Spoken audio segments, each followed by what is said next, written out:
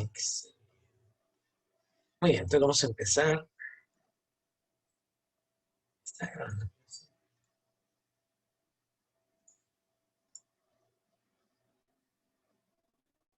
Ok. Trastornos genéticos 3, ya vimos las generalidades primero el día de ayer de lo que se, bueno, antier del día de los, eran puntos generales sobre los trastornos genéticos. Luego el día de ayer los trastornos de herencia mendeliana, generalidades. Y ahora vamos a ver las bases moleculares y bioquímicas que ocurren en los trastornos de tipo mendeliano. ¿Bien? Y tenemos que decir que los trastornos mendelianos, pues ya habíamos dicho que el día de ayer se debían a la alteración de un solo gen, que esa alteración de ese gen era suficiente para producir muchas manifestaciones clínicas diferentes. Voy a, creo que quitar un poco el video para que ya no se esté viendo tanto la señal. Esperemos que con esto no se vaya tanto. Pero en fin, estos trastornos mendelianos se ven alteraciones, decíamos, de un solo gen y ese único gen puede producir muchas anomalías o no, ¿verdad? Dependiendo el gen que se ve alterado. Decíamos que casi del 5 al 15% de nosotros, no más, más bien menos del 15% de nosotros tiene alteraciones genéticas. O sea, todos tenemos. Lo que pasa es que a veces esas alteraciones son compensadas por otros genes y no nos damos cuenta. No estamos tan perfectos como nosotros, sino que estamos más bien compensados. Y virtualmente, cualquier proteína que se genere en el material genético puede verse alterada, dado que todo lo que somos es producto de un material genético que tiene la información para producirnos todo, desde la punta del pelo hasta la uña, todo se pudiera alterar. ¿Okay? Gracias a Dios no ocurre eso, pero somos susceptibles a que cualquier proteína de nosotros se altere. Y el patrón de herencia se relaciona también con el tipo de proteína que se afecta. De ahí entonces que si se afecta a un gen que va a producir una proteína que es necesaria para llevar a cabo una función enzimática, pues vamos a tener defectos enzimáticos relacionados con herencia mendeliana. Pero también pudiera ser un gen que es el encargado de producir a lo mejor un anticuerpo y el anticuerpo es el receptor de los linfocitos. Entonces podemos tener patrones, efectos genéticos de herencia mendeliana asociados a defectos de receptores en la membrana. Pero pudiera ser a lo mejor que es una proteína de estructura, ya habíamos dicho, algunas cadenas de aminoácidos que forman la hemoglobina, entonces eso también puede llegar a producir talasemias, no necesariamente efectos enzimáticos. Y puede haber mutaciones que a lo mejor no son visibles porque son proteínas que solamente tienen una función cuando está presente algún fármaco. Y ayer lo veíamos con el doctor Merlini, que nos hablaba de las deficiencias de la glucosa 6-fosfato deshidrogenasa. Cuando está presente el fármaco, la primaquina, básicamente es la abuela de la cloroquina. La cloroquina es la mamá de la hidroxicloroquina. Son medicamentos que venimos usándolos desde hace mucho tiempo para muchas patologías, específicamente para la malaria. Lo que es que malaria no hay aquí, en México, pero en África, pues sí, hay una gran cantidad en Asia. Entonces tienen mucho tiempo utilizando cicloroquina, hidroxicloroquina. Me sorprende de repente algunos médicos que se espantan porque de repente utilizamos hidroxicloroquina para tratar a veces el COVID o la cloroquina, diciendo, no, es un fármaco muy peligroso. Pues no, es un fármaco que lo hemos usado en muchos, o sea, no nosotros, pues en México, pero muchos médicos en África durante años y años para la malaria y no genera ningún mayor problema. En dosis muy altas, que eran las dosis que estaban utilizando en China, sí llegaban a producir bradicardia sinusal. Y me tocó ver por ahí algún paciente con bradicardia sinusal que tenía hidroxicloroquina por mucho tiempo para una enfermedad autoinmune, pero en dosis muy altas. Las dosis que se usan para el COVID no generan ese. Pero bueno, en fin, cuando falta la glucosa 6-fosfato deshidrogenasa y exponer al paciente a la hidroxicloroquina, entonces se hace evidente por la anemia hemolítica que hay una enzima que le está haciendo falta, pero no se veía la anemia hemolítica hasta que se le da el fármaco al paciente. Entonces, a lo que me refiero es que, pues, en un momento determinado puede haber mutaciones que determinen reacciones infrecuentes a fármacos y que a lo mejor nunca las vemos porque el paciente nunca toma el fármaco. ¿Qué opino de la hidroxicloroquina para el COVID? Los chinos empezaron a utilizarla a raíz de un estudio que hicieron ellos donde probaban muchos medicamentos, ¿verdad? Muchos, prácticamente casi todos los que existían como antibióticos y antiparasitarios que tuvieran un efecto de ionóforo, es decir, de favorecer la entrada de zinc a las células. La cloroquina e hidroxicloroquina tiene ese efecto de permitir la entrada de zinc a las células. Ustedes dirían, ¿y eso qué importa? Una célula le entre el zinc, ¿no? Es un oligoelemento, al final de cuentas. Bueno, resulta y resalta que la enzima más importante de COVID-19 es una replicasa que se ve inhibida por el zinc. Entonces, los chinos, buscando algo que hiciera que se le metiera el zinc a la célula, encontraron cloroquina e hidroxicloroquina. Fue por eso que fue su idea de utilizarla junto con zinc. Tienen ellos muchos estudios con dosis muy altas de cloroquina, hidroxicloroquina, para mi gusto. Cuando nosotros preguntamos qué estaban usando, bueno, nosotros suena manada, pero cuando algunos médicos en Estados Unidos, en Europa y en América, algunos médicos importantes de la medicina en México, preguntaron a nuestros colegas chinos qué era lo que ellos utilizaban. Les dijeron que habían utilizado la cloroquina y la hidroxicloroquina y les dieron las dosis. Tuve la oportunidad de ver las dosis que están utilizando ellos por ahí de febrero, marzo, más o menos. Y se me hicieron a mí también unas dosis exageradas de caballo. Y efectivamente empezaron a salir por ahí algunos artículos secundarios, no de mortalidad, ojo. No era que la hidroxicloroquina y la cloroquina produjeran muerte por utilizarse, no. Sino que realmente aparecían algunos efectos secundarios que era difícil atribuírselos a la hidroxicloroquina, a la cloroquina o al mismo COVID, porque al inicio no sabíamos si COVID realmente afectaba el corazón. Y básicamente lo que produce la cloroquina y la hidroxicloroquina es un bradicardia, ¿no? Estas bradicardias finalmente pueden producir arritmia, una cosa que se llama trospium, que cuando ustedes vean electrocardiografía, pues van a dar cuenta que esa es una arritmia que puede ser mortal. Entonces, bueno, dado que podía producir esto, pues se tomó con mucha reserva lo que estaban utilizando en China. Y aquí en México se empezó a utilizar la hidroxicloroquina y la cloroquina en dosis mucho más bajas en el hospital ABC, según siguiendo un protocolo de Nueva York y un protocolo de la Universidad del Este de Virginia. Era un protocolo que iniciaron en el ABC y luego lo replicaron en Monterrey. Se empezó a replicar en Europa también protocolos para pacientes con COVID junto con el zinc, o sea, zinc y cloroquina, o zinc, hidroxicloroquina. Y los franceses empezaron a agregar acitromicina por el efecto que tiene la acitromicina de bloquear el CD147, que es una proteína que utiliza el COVID para entrar a las células. Ya sabemos que hidroxicloroquina pues, es un antiparasitario, ya sabemos que acitromicina es un antibiótico bacteriano, pero eso no quiere decir que no tengan otros efectos, que a veces es lo que ustedes se van a dar cuenta que les ocurre a algunos de nuestros colegas que desafortunadamente pues, no leen más allá pues, de lo que ya aprendieron y de repente, miren, yo soy el primero en decir, la verdad es que todos somos ignorantes, todos, o sea, todos ignoramos algo, ¿sí? No existe la gente todo. Yo me declaro inmediatamente súper ignorante en muchos temas de física cuántica, que yo entender y que no entiendo en filosofía, en historia, en medicina también, soy ignorante en muchas cuestiones quirúrgicas. Eso no está mal, pues digo, es imposible que todos sepamos todo, pero entre todos podemos saber algo. Eso no está mal. Lo feo es ser ignorante y luego presumirlo todavía. Ahí sí es donde ya es el problema, porque entonces pones a que los demás, digamos, ahí no lee. Entonces, no, sí, hay muchos medicamentos que se pueden utilizar en COVID, en protocolos y que han demostrado eficacia. Cloroquina, hidroxicloroquina iba en ese camino. El problema fue que hay una compañía de nombre medio extraño en Estados Unidos que empezó a aparecer impulsando a Remdesivir. Remdesivir es un antiviral que efectivamente tiene ese efecto de inhibir como tal la replicación del COVID. Entonces, pareciera ser como que le estaba estorbando cloroquina, hidroxicloroquina. Y de hecho, uno de los dueños del Lancet pues tenía acciones también en esa compañía, ¿verdad? Gilbrand, creo que se llama la compañía que era la que produce Remdesivir.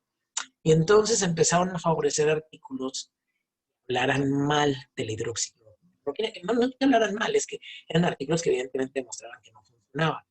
Hasta ahí no había tanto problema, porque sí es cierto, había artículos que no demostraban que hubiera una diferencia significativa en la mortalidad en los pacientes que estaban placebo con hidroxicloroquina o cloroquina. Pero ahorita les voy a decir por qué. Entonces, hasta ahí no estaba mal. Pero, curiosamente, los artículos donde se veía que sí había diferencia estadísticamente significativa, como que el Lancet no los aceptaba para publicar. Nada más aquellos que dijeran que no servía cloroquina y la hidroxicloroquina. Después se dieron cuenta que algunos artículos de Lancet, o sea, que habían rechazado, pues eran artículos que estaban perfectamente bien hechos y que no había ninguna razón para haberlos rechazado. Había como ya otros intereses, no era la medicina ahí. Y lo otro es que comparaban cloroquina y hidroxicloroquina en pacientes en fase 3. Y otra vez volvemos a lo mismo. Todos los medicamentos antivirales, todos, el que ustedes gusten y manden, si es que van a funcionar, solo van a funcionar en fase 1 cuando el virus se está replicando. Ya cuando el paciente está aventando el pulmón con cada tosida o que está a punto de que lo intuben, ella ni siquiera tiene el virus, ya no tiene el virus, el paciente ya no es contagiante. Ahí su problema es la tormenta de citocinas, el proceso inflamatorio tan severo que tiene. Ahí solo sirven los corticosteroides. Ahí tú le das ivermectina, hidroxicloroquina, remdesivir y en todos tus protocolos te va a salir que no sirve. Y de hecho así fue en un estudio grande que hizo la ONU alrededor del mundo para comparar interferón, para comparar hidroxicloroquina, para comparar remdesivir, todos. Eh, los, la mayor parte de los estudios están hechos en pacientes en fase 3. Entonces, la ONU llegó a la determinación que no hay diferencia en utilizar hidroxicloroquina, en utilizar placebo, en pacientes con COVID en fase 3. Eso es lo que ya no, como que ya no leen más nuestros colegas. No se está refiriendo a todos los COVID que nos van empezando, no, los pacientes graves, ellos los que, lo que se dedicaron a buscar y que creo que fue el enfoque inadecuado. Cómo tratar de que no se murieran los pacientes que ya estaban graves. La verdad es que la mortalidad de COVID no se mueve mucho. Es decir, anda entre el 2 y el 3% si al paciente se le trata a tiempo. No se puede bajar de ahí porque no hemos encontrado algo que sea efectivo para que saque al paciente del estado de la tormenta de citocinas una vez que entra ahí. Lo que puede funcionar es todo lo que damos antes de que el paciente. Entonces, ahorita los estudios que están empezando a salir están ya más pegados a la fase 2 y a la fase 1, como que van entendiendo el médico, es entendimiento diferente, tiene con capacidades diferentes. Igual que el plasma lo que tiene son anticuerpos neutralizantes. Ahorita a lo mejor les parece como algo sin ningún sentido, pero el año que entra, que veamos cómo actúa el sistema inmunológico, ustedes mismos me van a dar la pauta de decirme, tiene lógica lo que están utilizando y en qué momento del COVID lo están utilizando. Para mi punto de vista, yo he utilizado mucho hidroxicloroquina con zinc. Únicamente sí sirven. Sirven para disminuir la velocidad de replicación viral, no matan al virus, disminuyen su velocidad de replicación viral, pero solamente sirven en los primeros 5 a 7 días de que el paciente empieza con síntomas. Fuera de ahí, no tiene ninguna utilidad. Es como si no le dieras nada. ¿Ok? Y funcionan solamente si les agregas zinc. Solos es casi como que no les dieras nada. A diferencia de ivermectina. Ivermectina es otro rollo. Ivermectina sí funciona, inclusive hasta el día 110. Lo puedes utilizar sin nada. Tiene otro tipo otro mecanismo de acción y ya lo veremos cuando veamos COVID. Pero sí, y los artículos que hay con uso de hidroxicloroquina y cloroquina, las dosis ya que se manejan en América y en Estados Unidos, no demuestran que haya ningún aumento en la mortalidad en él. Es decir, es un medicamento seguro. Nosotros estamos acostumbrados a usarlo porque lo usamos en lupus, usamos en dermatitis atópica de difícil control, lo hemos utilizado en algunas enfermedades autoinmunes. Sabemos sus efectos secundarios, sabemos en qué momento dejar de darle la hidroxicloroquina en cuanto un paciente me narra que empezó con un efecto secundario, alteraciones en la visión, dolor de cabeza, en fin, es y bueno, hay que saberlo manejar. Pero sí, ciertamente que es muy importante no darlo en pacientes que son cardiópatas de edad avanzada. Esos grupos de pacientes no es muy buena idea darle la hidroxicloroquina o el Aralen, porque lo depuran más lentamente. Yo lo uso, si usted me pregunta en qué lo uso, yo lo uso en jóvenes de menos de 30 años, están empezando con COVID, lo van en el primero, segundo, tercero, cuarto, hasta el quinto día de inicio de sus síntomas. Ahí funciona, pero a la perfección. Aparte que no les genera ningún problema, lo toleran muy bien, funciona muy bien. Cuando lo he usado en pacientes entre 30 a 50 años, sobre todo en mujeres, es muy tóxico, no lo toleran, da mucho bobo, les da mucha náusea. Y en mayores de 60, ya no me arriesgo yo, solamente con un paciente lo hice y me queda la duda si la bradicardia que tuvo fue por el mismo COVID, que el COVID te afecta al corazón, o fue por la hidroxicloroquina. Claro que me hizo una bradicardia 37, tenía yo kilos de en la garganta porque este paciente iba a tener que ponérsele marcapasos de urgencia, pero afortunadamente salió de esa situación. Entonces, bueno, sí es un medicamento que funciona, hay que saberlo usar, hay que saber graduar la dosis y entender los efectos. Pero creo yo que podría funcionar muy bien para COVID si los médicos entienden en qué fase es cuando funciona. Y bueno, estos son los 4 mecanismos implicados en la presencia de un defecto mendeliano. Las mutaciones pueden determinar si esa síntesis de la enzima a lo mejor va a tener una menor actividad, porque otra vez vuelvo a lo mismo, nosotros tenemos muchas enzimas que son redundantes, es decir, que tienen como que la misma función. Entonces, quizás si te falta una enzima, pues no, como que no se nota, pero si esa enzima tenía muchas funciones, puede empezar a notarse ya y producir un bloqueo metabólico que genera un síntoma. Pero tienes un sustrato, algo que una enzima tiene que metabolizar. Hay una enzima número 1 que produce un sustrato intermedio. Sustrato, si se acumula, puede ser tóxico. Pero gracias a que tienes la enzima 2, produce un sustrato intermedio del tipo 2. Y a veces solito entra una vía metabólica o que finalmente genera un producto.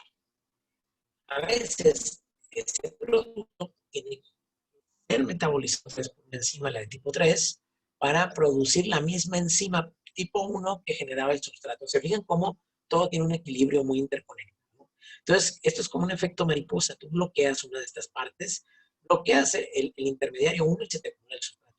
Bloqueas el intermediario 2 y se te acumula el intermediario 1.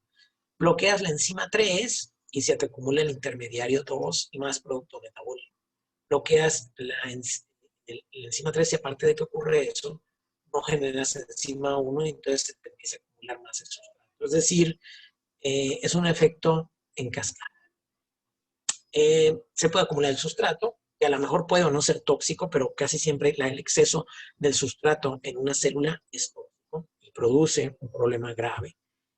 A lo mejor el defecto es que al no haber la posibilidad de entrar a un proceso enzimático, se bloquea un proceso metabólico con una reducción del producto final que tenía que haber, o no se puede inactivar el sustrato lesivo para según el lugar del bloqueo, pues puede haber diferentes tipos de consecuencias, como lo habíamos visto. Los productos intermedios o el de la vía menor son tóxicos, pues ya verán ustedes. Y eso genera entonces ahora sí un trastorno genético con síntomas clínicos, como por ejemplo la galactosemia. La galactosemia es un trastorno genético, habitualmente congénito, porque el niño nace ya con él, en el que hay una deficiencia de la galactosa 1 fosfato-transferasa.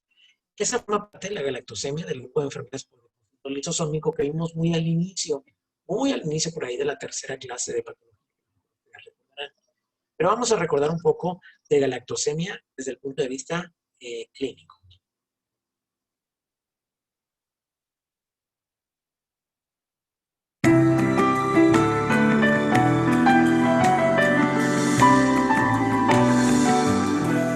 La galactosemia es una enfermedad que ocurre en ciertos niños que tienen dificultad para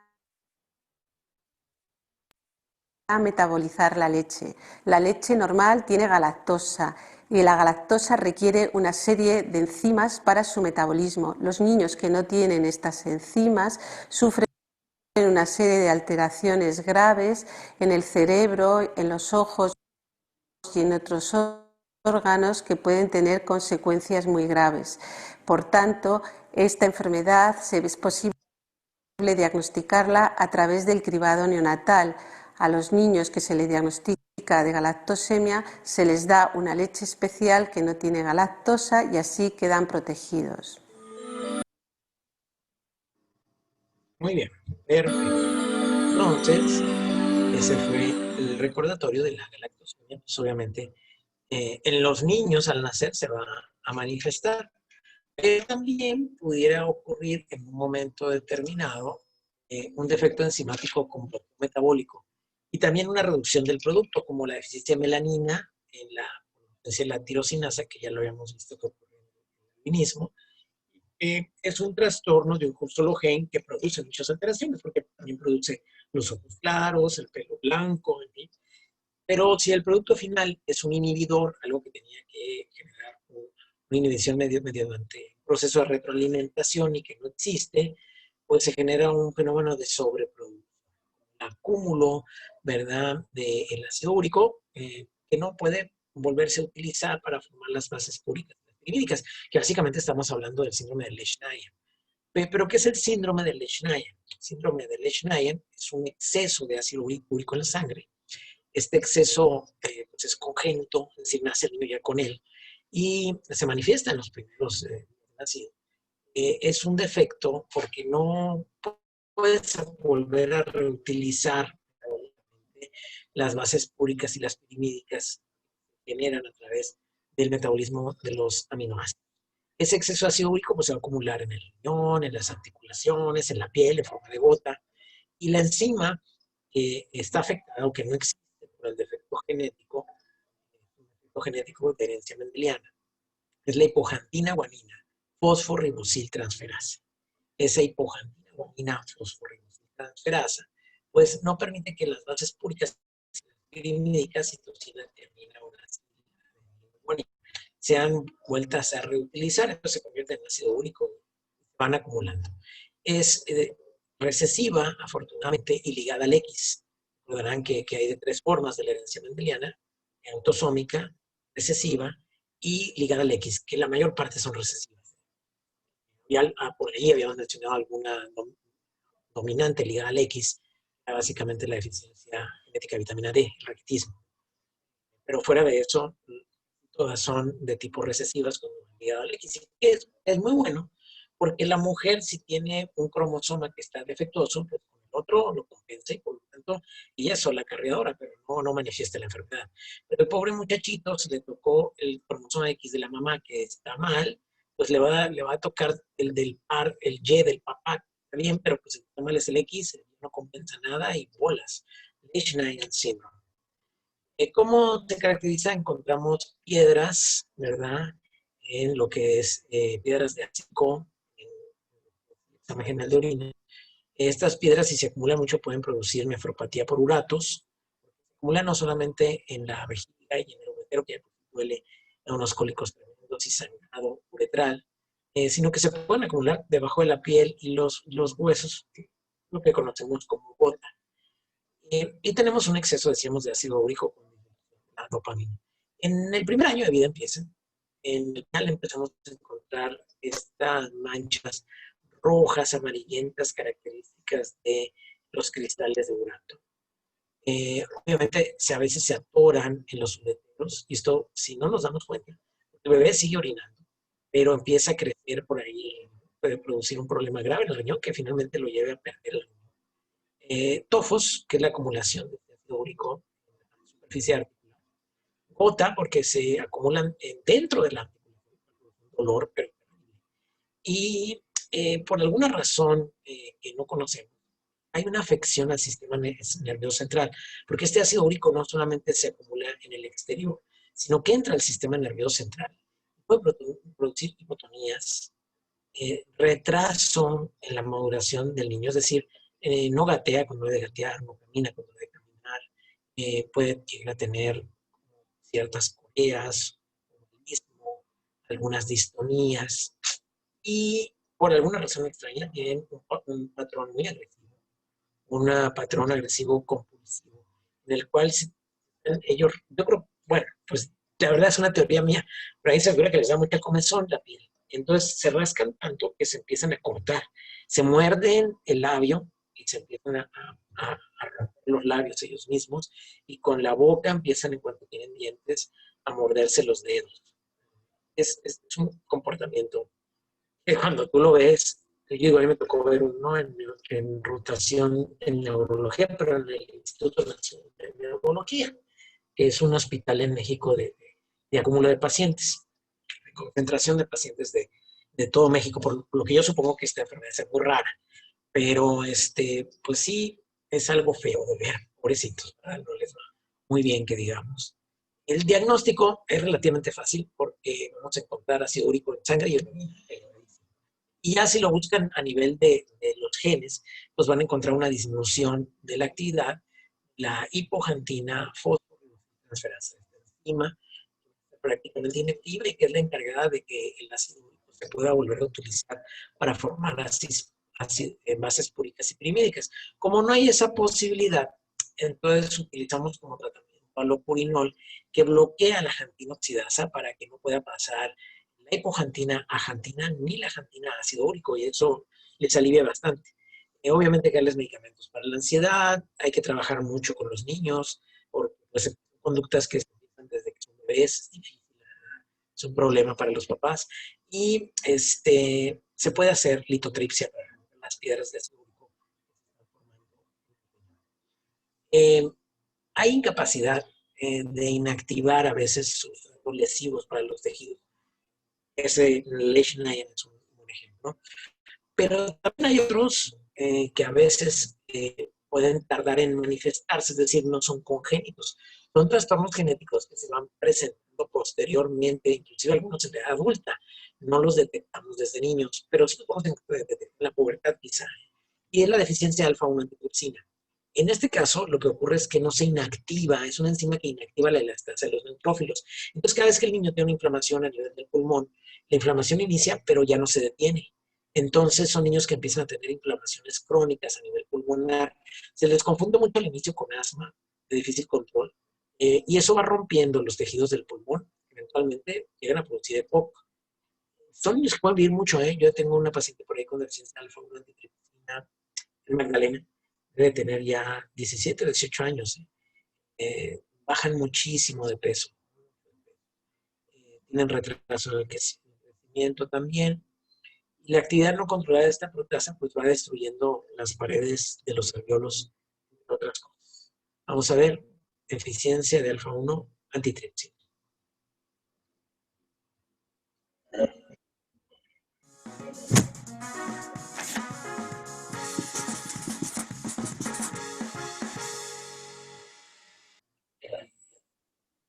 ¿Qué es la deficiencia de alfa-1 antitripsina? Los invito a suscribirse al canal en YouTube, a seguirnos en nuestro grupo de asesoría para pacientes con enfermedades hepáticas en Facebook. Y si este contenido lo consideras interesante o útil, compártelo o dale un like. La deficiencia de alfa-1 antitripsina es un defecto genético, en el cual una de las proteínas que participa en el funcionamiento del pulmón y del hígado se produce de manera inadecuada, es decir, pueden producirse cantidades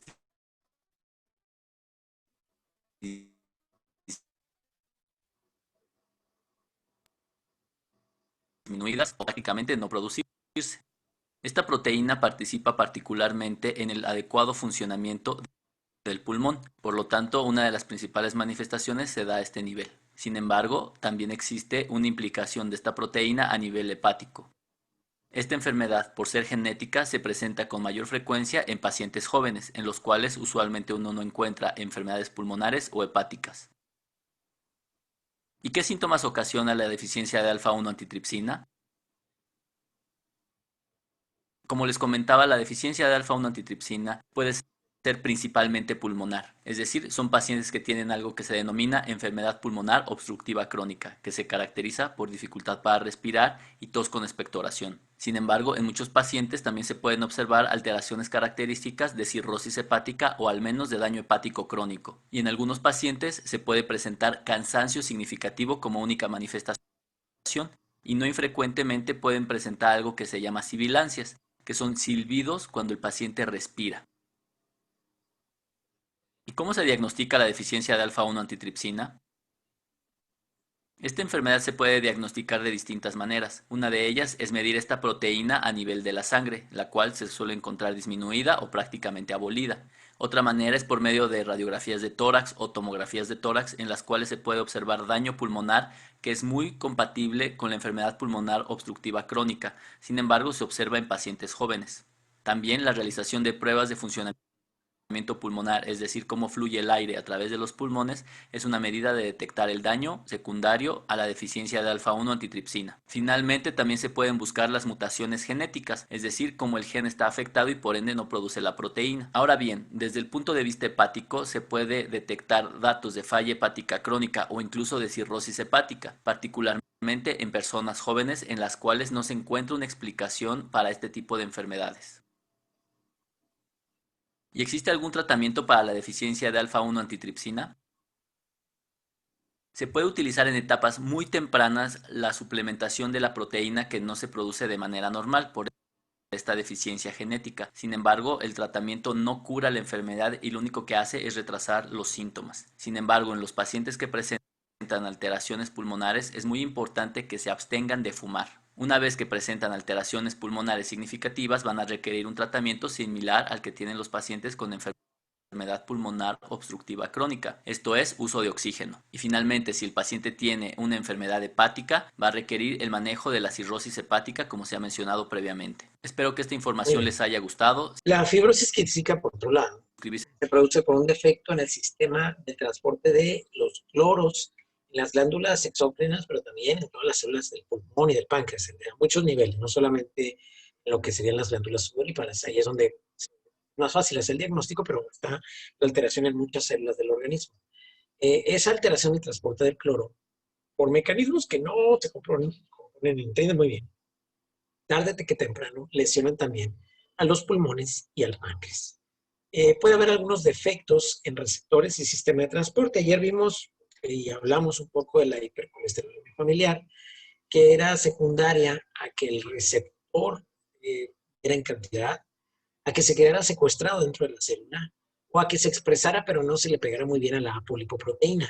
Entonces, de cualquiera de estas maneras, proteínas de baja densidad se mantenían circulando y por eso por ende el colesterol alto por los mecanismos de metabolismo intermedio. Vamos a ver, repasar un poco de forma más completa la hipercolesterolemia familiar con el doctor Luca Berlini. El tema de hoy es hipercolesterolemia familiar. Esta es una enfermedad genética, específicamente de tipo autosómico dominante, por ende se presenta en todas las generaciones y solo se requiere una copia del gen con la mutación para presentar la enfermedad. La prevalencia es de 1 en 500 individuos. 1 en 500 individuos. ¿Cuál es el mecanismo de acción de esta enfermedad? Es una mutación del gen que codifica al receptor para la LDL. La LDL, recuerda que son las siglas en inglés, traducido al español como lipoproteína de baja densidad. Entonces tenemos una mutación en el gen que codifica al receptor para la LDL, que es la encargada de recoger la LDL de la sangre. Supongamos que esta es la membrana celular de los hepatocitos y aquí tenemos el receptor LDL. Este receptor recuerda que se encuentra en el hígado, en las células que conforman el hígado, que son los hepatocitos, y se encargan de recoger el LDL. Esa lipoproteína que contiene el colesterol esterificado, que es insoluble en agua. Por eso se transporta en la LDL. Aquí tenemos la sangre donde se encuentra esta lipoproteína, la que estoy dibujando ahora. Tiene dentro de ella el colesterol esterificado. Esta lipoproteína contiene una apolipoproteína que se llama apolipoproteína B100. Y la importancia de esta apolipoproteína B100 se debe a que la interacción de esta con el receptor LDL en los hepatocitos es lo que va a dar paso al ingreso de la LDL a la célula. Ahorita la estoy dibujando. Esta apolipoproteína B100 interactúa con el receptor. Una vez que interactúan, va a entrar colesterol esterificado. Ese colesterol esterificado se va a convertir en colesterol libre. Ya vamos a ver. Primero, déjame señalar, para que no se te olvide, que esta apolipoproteína B100 Es importante porque cuando hay un trastorno de esta apolipoproteína B100, también se puede producir esta enfermedad, aunque es muy raro. Lo más importante aquí es que te acuerdes de la mutación del gen que codifica este receptor. ¿Ok?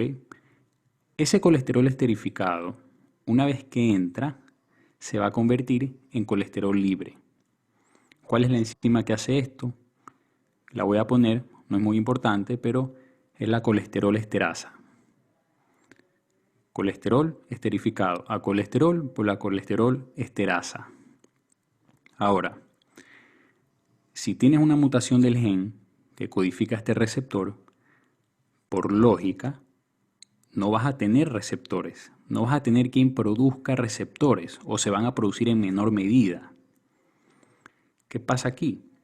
La LDL no va a tener cómo ingresar a la célula, entonces va a aumentar en la sangre. Ya lo voy a dibujar para hacerlo más claro. Este es el gen dentro de la célula que codifica al receptor, lo produce. Si no tienes el gen o tienes una mutación del gen y no te funciona adecuadamente, no vas a producir el número suficiente de receptores que requieres para sacar esa LDL de la sangre. Porque recuerda que la LDL se oxida y va a producir daño en las arterias. Va a producir aterosclerosis. Recuerda también que si se produce una mutación de la ApoB100, también va a ocurrir lo mismo, que es muy raro, y aumenta la LDL en la sangre. Esto conlleva a la aterosclerosis, y esa aterosclerosis da lugar, da origen a los trastornos cardiovasculares prematuros que usualmente acompañan a estos pacientes. ¿Tienes alguna idea de cuál es el lugar o la arteria más comúnmente afectada por la arteriosclerosis? Si estás pensando en las coronarias, en el corazón, estás equivocado. Es la arteria abdominal, la aorta abdominal. Esta es la que más comúnmente se afecta, la aorta abdominal. En segundo lugar, las coronarias, pero primero es la abdominal. En algunos casos, estos pacientes pueden presentarse con algo que se denomina xantoma tendinoso, un xantoma en el tendón de Aquiles. Un xantoma es una afección cutánea caracterizada por la formación de placas o nódulos amarillos. ¿Por qué? Por el depósito lipídico. Y esto es un signo patonomónico de la enfermedad. Si tú ves a un paciente con un xantoma en el tendón de Aquiles, tienes tu diagnóstico de hipercolesterolemia familiar, lo más probable.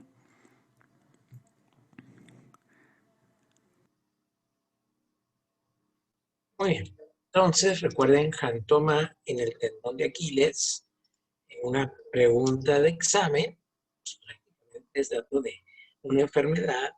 Y así que cuando les pregunté, paciente, porque pues yo le voy a preguntar, paciente que tiene un xantoma en el tendón de Aquiles. Entonces, pues si fuera de la Unison les pondría A, hipercolesterolemia familiar, B, síndrome de Lesch-Naegel. No. Yo voy a poner el xantoma, ¿verdad? Es más, la pura imagen del xantoma en el tendón de Aquiles, y luego de ahí me voy a ir a enfermedad autosómica recesiva de transmisión mendeliana, enfermedad autosómica dominante de transmisión. Yo ya sé que ustedes saben que es hipercolesterolemia familiar. No, pues que sí que estaría tratando con gente de la UM, pero no, porque son de la UDS. Entonces ahora lo que yo voy más bien es que los de la UDS no solamente tienen que saber que obviamente ese es una hipercolesterolemia familiar, sino la forma en que se transmite la hipercolesterolemia familiar. En este caso, ¿verdad? Es un trastorno autosómico recesivo, ¿ok? Entonces hay que recordarlo para el examen. Y dominante. Hay alteraciones de la estructura, función o cantidad de las proteínas también que pueden tener, por ejemplo, un efecto secundario, como la drepanocitosis. En este caso afecta a la hemoglobina, pero la hemoglobina se desestructura. Entonces, si se desestructura, puede en un momento determinado ya no llevar la cantidad de oxígeno que debería de ser. Las talasemias pues, van a tener cantidades de globina alfa o globina beta disminuidas y por lo tanto forman parte de las hemoglobinopatías. También hay otras proteínas que también son estructurales y que se pueden ver afectadas con patrón de herencia mendeliana, entre ellas la colágena. Y entonces, el mejor ejemplo de afectación de la colágena es la osteogénesis imperfecta, la espectrina, que puede producir una esferocitosis hereditaria también, la distrofina, que puede llegar a producir las pues, conocidas como distrofias musculares. Reacciones adversas a fármacos, y ayer hablábamos con el mismo doctor Luca Merlini de la deficiencia de glucosa 6-fosfato deshidrogenasa. Y cuando administramos primaquina, pues desarrollando es una anemia hemolítica, o si come habas el paciente, pues el favismo. Lo mismo ocurriría con el trimetropina, con la trimetropina. Pero solamente obviamente cuando se exponen a fármacos. Y luego hay algunas enfermedades muy características, que vamos a ver un poco de ellas, que son debidas o asociadas a defectos de proteínas estructurales, como el Marfan y el Ehlers-Danlos. El síndrome de Marfan fue descrito por primera vez por Antoine Marfan en 1896. Es una enfermedad genética, ¿verdad? Autosómica dominante. Y en este caso, ¿verdad? Pues falla un gen que es encargado de producir la fibrilina, gen FBN1. No tenemos la fibrilina, entonces podemos tener alteraciones en la formación de la matriz de elastina. Hay dos tipos de mutaciones, el gen para la fibrilina 1 y el gen para la fibrilina 2. Algunos producen solamente afección en la elasticidad y otros en la elasticidad y el crecimiento, que al final de cuentas pues, da el síndrome de Marfan. Es un trastorno de tejidos conjuntivos, tiene esqueleto, en los ojos también, y en el aparato cardiovascular. Más o menos tiene una prevalencia de 1 en cada 5,000 personas. Es raro, afortunadamente. Casi todos están relacionados a herencia autosómica dominante de tipo mendeliano, ¿okay? Por lo que ya hay alguien de la familia que lo padeció. Decíamos, el defecto principal es en la glucoproteína extracelular, se llama fibrilina tipo 1. Y se pierde, entonces se pierde la capacidad del soporte del tejido conjuntivo. A todos niveles, obviamente en hueso lo vemos más, pero se ve también en la aorta, también podemos tener ahí coartaciones de la aorta. Se ve también en las fibras musculares, los músculos que detienen el cristalino. Pueden tener también alteraciones en la visión para enfocar. Y generalmente, al perderse esa fibrilina, también se medía la transmisión de señales por el factor de crecimiento. La fibrilina es el principal componente de esas microfibrillas que ayudan a formar a la matriz de la colágena. Son como el andamiaje sobre lo que se deposita la colastina y ya va a formar las fibrillas elásticas abundantes, digamos, en la aorta, por eso se producen coartaciones de la aorta, y en los ligamentos de las zonas ciliares que dan soporte. Hay dos formas homólogas. Esto me acuerdo porque unos compañeros, a lo mejor hubo algunos de ustedes de esa generación, me tocó calificarlos hace ya algunos años, traían un trabajo sobre el síndrome de Marfan. Les preguntaba yo que por qué un Marfan tendría que tener alteraciones oculares. Y es específicamente esto, es la alteración del tejido de soporte en las zonas ciliares del ojo. Existen dos formas, fibrilina de tipo 1 y fibrilina de tipo 2. Se codifican en genes separados, realmente no tienen la mayor importancia, no sepan de memoria, eso no tiene mucha aplicación práctica. Pero sí que sepan ustedes que es un trastorno genético que afecta a la colágena. Ya si son un poquito más locales, pues a la fibrilina de la colágena. Estas mutaciones de la fibrilina pues son la base del síndrome de Marfan y se han mostrado más de 600 mutaciones en la fibrilina 1, eso es lo que más se afecta. Aquí está el gen, o sea, 65 exones, en el lugar donde se encuentra, cómo se codifica la parte de la proteína afectada. Bueno, básicamente vamos a hablar ya clínicamente del síndrome de Marfan.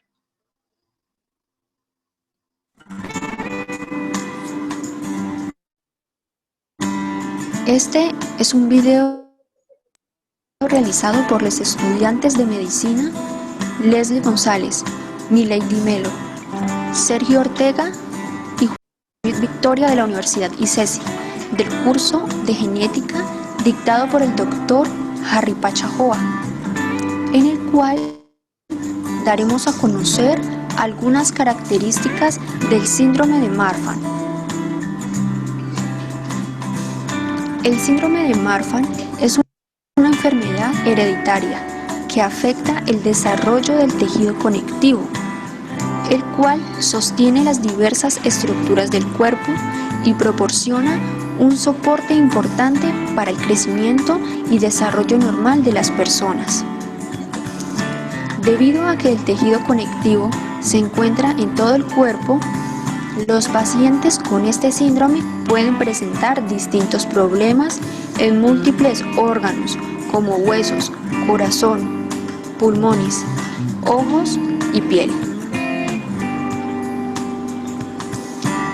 En el año de 1896, el doctor Antoine Marfan observó una niña de 5 años que presentaba anormalidades en su esqueleto, caracterizadas por dedos, brazos y piernas desproporcionadamente largas, deformidades en la columna vertebral y entre otros. En este mismo año, el doctor Marfan presentó el caso a la Sociedad Médica de París y siguió de cerca el caso de la paciente, observando la evolución de la enfermedad con el paso del tiempo. El síndrome de Marfan afecta a todas las razas. La incidencia ha sido descrita entre 1 en 3.000 y 1 en 20.000 habitantes. Aun cuando todas las personas con el síndrome de Marfan tienen un defecto en el mismo gen, la mutación es diferente en cada familia y su expresión es variable en cada paciente, lo que implica que el gen defectuoso se manifiesta de manera diferente en las personas afectadas. Del 70 al 85% de los casos de Marfan clásico son hereditarios. El síndrome de Marfan es causado por defectos en un gen del cromosoma 15, llamado FBN1, que codifica para la proteína fibrilina 1, la cual juega un papel importante en la formación y desarrollo del tejido conectivo del cuerpo, que a su vez aporta movilidad, apoyo estructural y regula factores que controlan el crecimiento corporal, la reparación de diversos tejidos y órganos. Como consecuencia de estas mutaciones en el gen, ocurre un desarrollo anormal de los tejidos corporales, provocándoles un enorme crecimiento, inestabilidad y cambios en su flexibilidad. El defecto en este gen afecta principalmente los huesos y adicionalmente pulmones, vasos sanguíneos, ojos, piel y el tejido que cubre la médula espinal. En la mayoría de los casos, este síndrome se hereda de forma autosómica dominante, lo cual significa que se transmite de padres a hijos y que la persona solo necesita recibir el gen afectado de uno de sus padres para manifestarla. Sin embargo, hasta el 30% de los casos no tienen un antecedente familiar, por lo tanto se cree que el síndrome es ocasionado por una nueva mutación. Los síntomas varían de acuerdo a la edad de presentación y se agrupan en 3 tipos: neonatal, infantil y adulta. Los recién nacidos con esta enfermedad presentan un agrandamiento anormal del corazón y tienen pocas probabilidades de supervivencia, en la mayoría de los casos debido a una insuficiencia cardíaca. Ese es el síndrome de Marfan. Y bueno, como dice la presentación, ¿verdad?, de los estudiantes son anormalías en el esqueleto, específicamente en lo que serían los huesos, pero también anomalías, por ejemplo, en las articulaciones, en los ligamentos, y esa debilidad, ¿verdad?, que hace que sean muy laxos. Alteraciones a nivel ocular, que también pueden provocarlos por la falta de soporte de lo que serían las células del tejido que soporta al cristalino. Lesiones cardiovasculares como la disección aórtica, que es muy común que se presente en los pacientes con síndrome de Marfan, hasta este es responsable casi del 45% de las muertes, niños desde el nacimiento con presencia de insuficiencia cardíaca. Obviamente las lesiones valvulares mitrales son las más frecuentes, pero van a tener obviamente menos repercusiones. Si hace esa cortación o ruptura de la disección aórtica, pues, puede venir una insuficiencia cardíaca y una mortalidad. Obviamente ustedes ya entenderán que esto tiene una gran variabilidad de expresión clínica, leve, Marfan muy severo. Hay unos criterios para hacer el diagnóstico de Marfan que se llaman criterios de Gante. Entonces se los pongo porque nos preguntan en el examen nacional de residencias cuáles son los criterios del diagnóstico de Marfan, y los criterios se basan en esta nosología de Gante 2010 realizada, en donde puede haber ausencia de historia familiar, es decir, que no haya nadie en la familia que haya tenido Marfan, o que sí ya haya la presencia de antecedentes familiares con Marfan. Y toma en cuenta la dilatación de la aorta, la disección de la misma y la ectopia. Y pues va dando un puntaje de acuerdo a la presencia o no de estas alteraciones. No es necesario que se lo sepan de memoria, pero sí que existen criterios.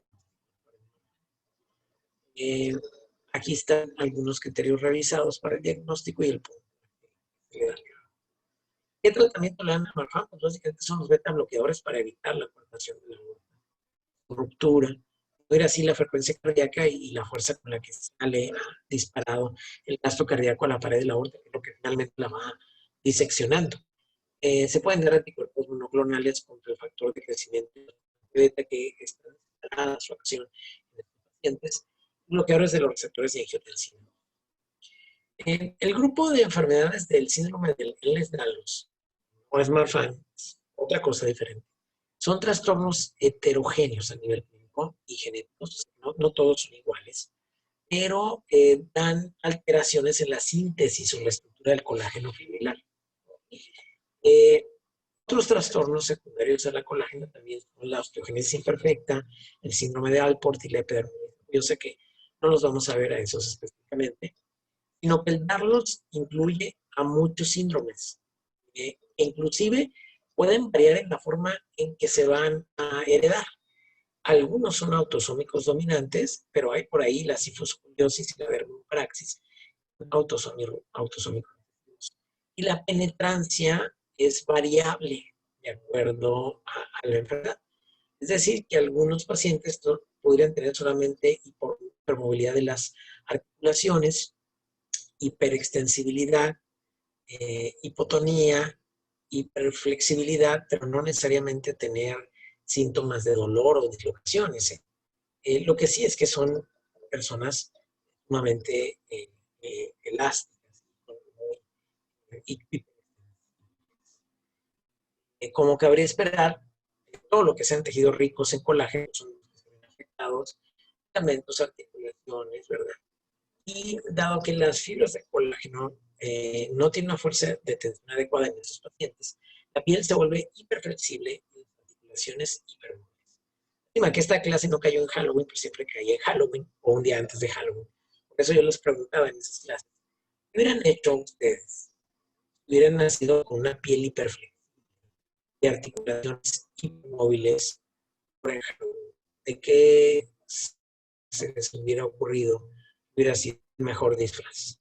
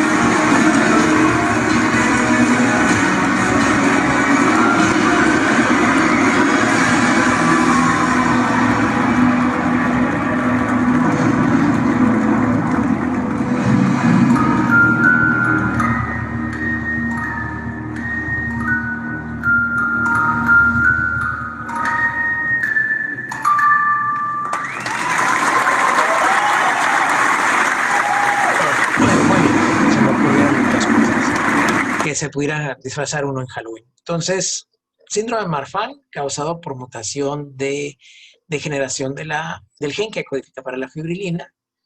Los mayores tejidos afectados van a ser el esqueleto, los ojos y el sistema cardiovascular. Puede ser congénito en nacer los niños ya con síndrome de Marfan y insuficiencia cardíaca. La complicación más grave, la disección aórtica, pues con los beta-bloqueadores, básicamente para disminuir la presión a la que se somete la aorta con el corazón en cada sístole por el gasto cardíaco. El Ehlers-Danlos tiene 6 variaciones conocidas hasta el momento, todas caracterizadas por la síntesis o ensamblaje de la colágena. Son bien diferentes esas variables porque son diferentes genes, inclusive algunos autosómicos recesivos, por ahí predominante. Y la penetrancia es muy variable, pero varía desde fragilidad a estados de hiperextensión. Todos los contorsionistas que ustedes ven, el circo de los terrores, como de las pesadillas, todos ellos, todas esas trabajadoras de ahí, contorsionistas, tienen Ehlers-Danlos de fondo y alteraciones en la córnea o tardanza en la reparación. Esto lo vamos a ver en el Robbins. Encuentran en la página 142 a la 146. Y no sé si tengan hasta aquí una pregunta o comentario. Si es Elastigirl, probablemente tuviera Ehlers-Danlos. Bien. Y vamos entonces a vernos el día de mañana para poder aprovechar toda la semana completa. Y mañana vamos a jugar también el último Kahoot de enfermedades de trastornos hemodinámicos. Para ya el lunes terminar probablemente ya con genética, martes. Ya a ver si ya para el miércoles vamos a poner más fin, ¿verdad? Ya hace falta. ¿Y qué cree que era necesario hacer lo que hicieron los bisones? Sabía que esa pregunta iba a venir, pensé que por Twitter, pero bueno, ya aquí se adelantaron. No, la verdad creo que fue algo totalmente innecesario. Creo que era más loco empezar a vacunar bisones, ya que existe la vacuna de COVID que ya pasó la fase 1 en animales y que probablemente pudiera funcionar bien a nivel de bisones también, porque se había hecho en ratones. Entonces creo que eso hubiera sido mucho más factible en vez de asesinar a tanto pobre bisón. Ahora bien, creo que están muy asustados en Dinamarca porque pasó a 1 o 2 personas, unas personas, y parece ser que esta cepa de COVID es menos sensible a anticuerpos. Vuelvo otra vez a lo mismo, creo que no se ha entendido muy bien. El anticuerpo como tal, y lo vamos a ver el año que entra en uno, sí tiene una función ciertamente contra los virus, sobre todo el anticuerpo IgA que está en mucosas, y algo del IgG. Muy poco el IgM, pero algo tiene de función. Es el encargado de evitar como tal el contagio. Pero el encargado real de evitar que te compliques por un problema de COVID no es el anticuerpo, sino la CD8. Si bien es cierto, en parte funcionan por la presencia del anticuerpo como opsonina, también ellos directamente pueden aniquilar células infectadas sin que medien un anticuerpo de por medio. Entonces, medimos anticuerpos porque es lo que más fácil nos facilita el laboratorio hacer la medición. Creemos que indirectamente es un determinante de protección en un paciente. No es así. De hecho, inclusive en las vacunas, más de la mitad de las vacunas, los determinantes de protección que existen son los anticuerpos, aunque realmente no están directamente a veces relacionados con la protección como tal. Es decir, estaría yo más preocupado si esa nueva cepa no la reconocieran los CD8 a que no la reconozcan los linfocitos de cuerpo. Al final de cuentas, creo que son medidas extremas porque ciertamente ellos calcularon que el riesgo es más alto a eliminar a todos los bisones. Pero si vamos a empezar a eliminar especie por especie, a la cual se le transmite los coronavirus, pues nos vamos a quedar sin especies animales, porque realmente casi todos los animales son susceptibles a los coronavirus. Luego, entonces, cuando tienen estos comportamientos, ¿verdad? A mí me preocupa que luego empiecen a pasar a otras ideas. Yo hubiera sido más conservador, hubiera aislado a los...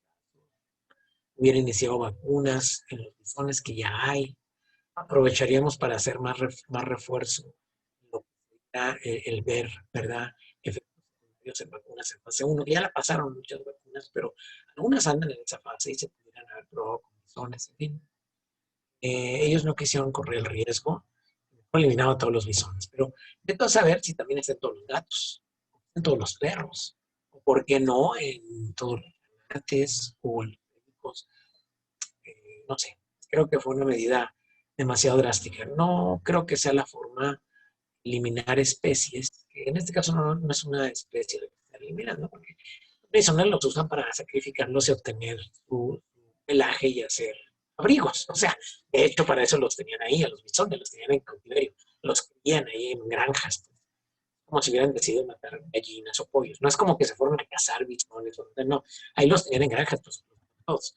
Pero, no sé, está, que eventualmente, pues, los iban a matar de todas maneras. Nada más que aquí los mataron de un jalón, ¿no?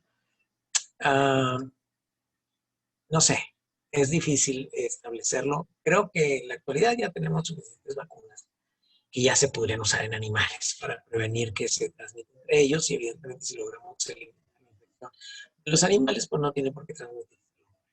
Pero no quisieron correr ningún riesgo. A final de cuentas son bisones que efectivamente iban a matar tarde que temprano. Para eso los tenían ahí en cautiverio, en granjas. Lo único que hicieron fue adelantar. Entonces, vamos a ver. Ojalá se haya podido contener. Yo creo que sí. Pero también creo que no nos debemos de obsesionar tanto con eso, porque es un virus que se encuentra en forma libre en muchos animales. De hecho, los animales de casa pueden enfermar de COVID. Ya tuve un caso en el que enfermó la mamá, la papá, los hijos y el perro que estaba. El perro también le dio COVID. Nada más que a ellos les da una forma mucho más leve que los humanos, pero sí llegan a desarrollar fiebre. Entonces, creo que estuvo bien desde el punto de vista que de todas maneras los iban a matar. Adelantaron el sacrificio. Estuvo mal en que creo que perdieron mucho dinero y que hubieran podido mejor utilizar vacunas. Ay, se probaban en animales que también sirven. No seguirlas probando en fase 1. Son como 26 vacunas en desarrollo contra el COVID. Son como 3. No sé, creo que, para mi punto de vista, exageraron un poco. Países de ese grupo, ¿verdad? De Europa, Bélgica, Dinamarca, luego ya aplicados a Austria, Alemania, son como drásticos en sus medidas. En fin, buena pregunta. Pero esa acción solo crea pánico a las personas y matar a los que no son de criadero. No, creo que hayan ido a matar a los que no son de criadero, porque es muy difícil andar cazando bisones. Para mi punto de vista, creo que mataron a los de criadero. Hay una locura ahí de cazar a todos los bisones que existen, ¿no? Aunque ya después de muchos años hemos eliminado muchas especies. Creo que el negocio de los bisones va a seguir. Ya una vez que se tengan las vacunas, probablemente a los animales para prevenir. Creo que exageró el gobierno de Dinamarca. Si me preguntan, creo que exageró, no es para tanto. Muy bien. Entonces, nos vemos el día de mañana, a las 8:00. Esas mujeres en el video en La Habana. No, pues ahí en La Habana y en la Ciudad de México, en Hermosillo, en todas las capitales de los países. Yo creo que a eso te refieres. Muy bien. Buenas noches, Doc. Cuídense. Bye bye.